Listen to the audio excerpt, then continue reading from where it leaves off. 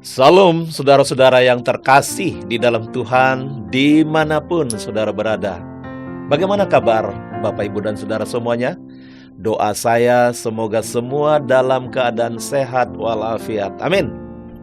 Kita jumpa lagi dalam program kesayangan kita Lawatan Hati GKI Residen Sudirman Surabaya. Pemirsa, kali ini kita masuk pada episode yang ke-319. Tema Lawatan Hati kali ini adalah cari Tuhan, dapatkan hikmat dan pengertian. Saudara, kata hikmat dalam KBBI itu berarti seperti ini: bijaksana, arif, kesaktian. Nah, kesaktian ini bukan berarti kesaksian yang bersifat gaib seperti itu ya, tetapi kesaktian yang berkaitan dengan hal-hal yang bijaksana dan berakal budi dalam menjalani hidup. Lalu apakah itu pengertian? Pengertian adalah tentang segala sesuatu yang bernilai, bermakna, dan berguna bagi hidup ini. Positif dan bernilai kebenaran. Itulah pengertian. Jadi pemirsa yang terkasih di dalam Tuhan, kita sangat membutuhkan hikmat dan pengertian di dalam hidup ini agar kita boleh menjalani semua aspek kehidupan kita ini dengan baik dan benar. Pertanyaannya, agar kita dapat menikmati atau mendapatkan hikmat dan pengertian dalam hidup kita itu bagaimana caranya? Saya ingin membaca satu bagian firman Tuhan di dalam Yakobus pasal 1 ayat 5.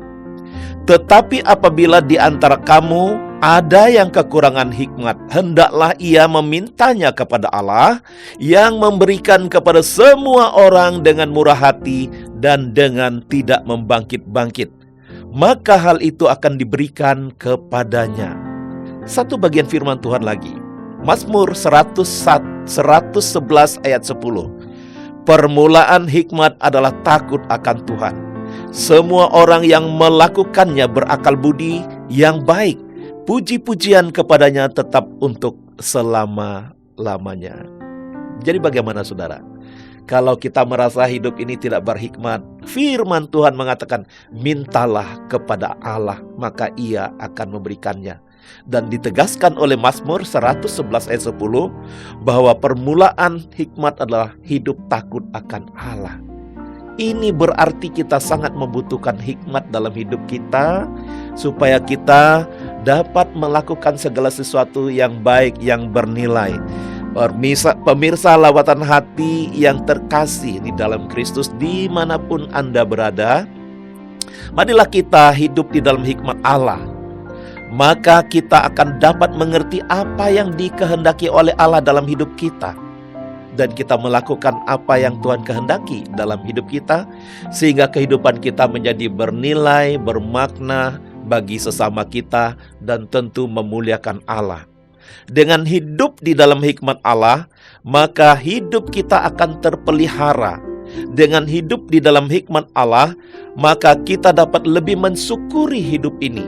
Dan dengan hidup dalam hikmat Allah, Dia akan menunjukkan kepada kita apa yang perlu kita lakukan untuk menjalani kehidupan ini. Dan kita dimampukan untuk membedakan mana yang baik yang berkenan kepada Allah dan yang tidak baik yang tidak berkenan kepada Allah. Selamat menghidupi hidup dengan hikmat dan pengertian daripada Allah. Tuhan Yesus memberkati kita semua. Amin.